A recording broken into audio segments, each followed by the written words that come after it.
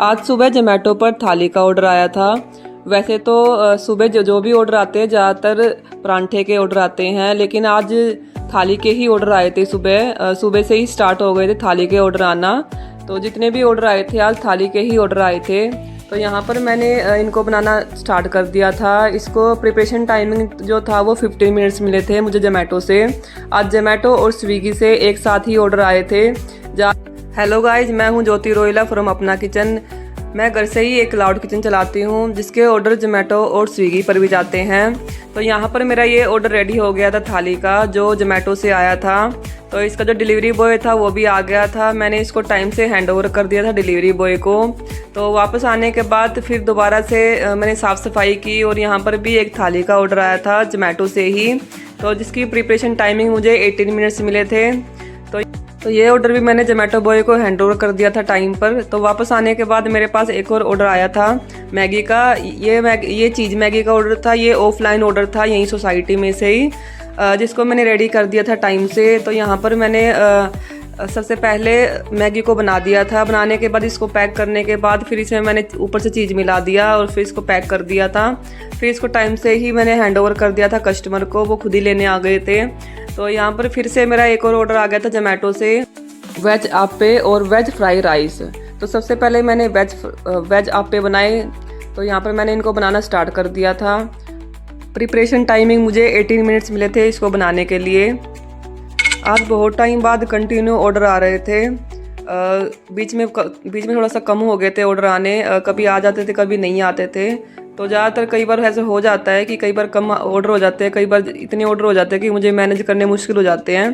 तो आज फिर भी पूरे दिन से ही ऑर्डर आ ही रहे थे। तो यहाँ पर मैंने जो वेज फ्राई राइस था उनको भी रेडी कर दिया था और रेडी करके पैक कर दिया था।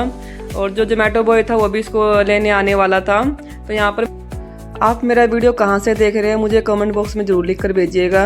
और अगर मेरी वीडियो अच्छी लगे तो प्यारा सा लाइक भी कीजिएगा और मेरे चैनल को सब्सक्राइब भी कीजिएगा। तो यहाँ पर ये ऑर्डर हो गया था रेडी। तो मैंने डिलीवरी बॉय को टाइम पर हैंड ओवर कर दिया था। वापस आने के बाद फिर जो ऑर्डर आया था स्विगी से थाली का ऑर्डर आया था, जिसको मैंने बनाना स्टार्ट कर दिया था। प्रिपरेशन टाइमिंग मुझे 18 मिनट्स मिले थे इसको रेडी करने के लिए। तो मैंने फटाफट से इसको रेडी कर दिया था और डिलीवरी बॉय को टाइम से हैंड ओवर कर दिया था। जोमेटो बॉय इसको लेने आ गया था। वापस किचन में आने के बाद मेरा जोमेटो से एक और ऑर्डर आ गया था, 2 मिक्स परांठे। प्रिपरेशन टाइमिंग मुझे 14 मिनट्स मिले थे इसको रेडी करने के लिए। तो यहाँ पर मैंने इसको फटाफट से रेडी किया था क्योंकि ये ऑर्डर डिले हो रहा था, क्योंकि यहाँ पर ऑलरेडी मेरे पास कई बार होता है कि ऑर्डर एक साथ ही आ जाते हैं दोनों ऐप पे, जोमेटो पर भी और स्विगी पर भी, और लेकिन टाइमिंग सेम होता है और अलग अलग आइटम्स के ऑर्डर आ जाते हैं। तो वो ऑर्डर मैंने रेडी करके दे दिया था डिलीवरी बॉय को। तो यहाँ पर एक थाली का ऑर्डर और आया था। ये ऑर्डर भी मैंने टाइम से रेडी कर दिए थे। ये जो ऑर्डर था वो स्विगी से आया था। तो वापस किचन में आने के बाद फिर थाली के ऑर्डर आए थे 5। तो यहाँ जो एक साथ ऑर्डर थे 5 थाली के, यहाँ पर स्पेस नहीं था तो सबसे पहले 4 थाली को रेडी किया मेरे हस्बैंड आ गए थे मेरी हेल्प कराने के लिए। तो यहाँ पर सबसे पहले उन्होंने 4 थाली को रेडी किया।